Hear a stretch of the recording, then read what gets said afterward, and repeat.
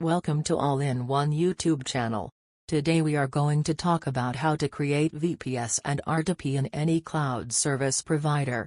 This is 5th video in series of VPS and RDP. This is practical session from theories. So, let's start video.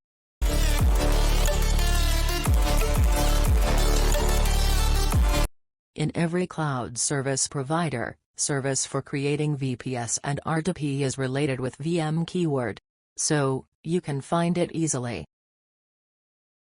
First we need to select operating system. For RDP, choose Windows operating system. For VPS, choose Linux operating system. You can see different distributions of Linux. Also, there are different versions for each distribution.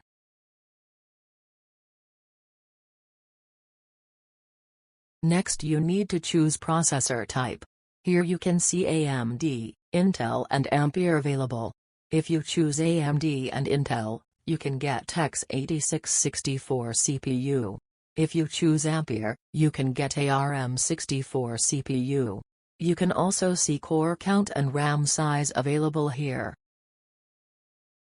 This is where you can get internet access and public IP address. There are different names for this in different cloud service providers. You can easily identify it because it has IP address range details. Here you need to add SSH key pair because we are creating VPS. For RDP, you don't need to do anything because cloud service provider provides them to you. Here you can see two options available. First one is generating key pair. This option is available in every cloud service provider. You can download SSH private key. SSH public key will be added to VPS automatically. Second option is for adding SSH public key. So, you need to generate SSH key pair locally. I think first option is easy for you. Here you can give your storage details. Now you can create your VPS. You can see public IP address and username in VPS details. We need public IP address because we access this VPS via network. For SSH authentication, we need username. You can see in actions, we can do stopping, rebooting and terminating VPS. Now, I will show you how to control firewall in cloud service provider. You can usually see these settings with cloud network settings. You can see security rules or something like this. There are two types of rules. They are ingress and egress.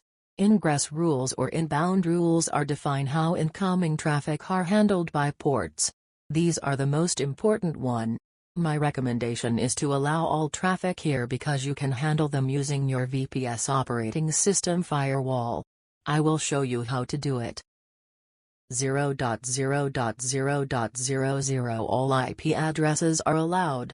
All protocols means all ports are open. After adding this rule, traffic to all ports are open. Egress or outbound rules mean going traffic from VPS or RDP. Usually all traffic are open. So, don't need to worry about it.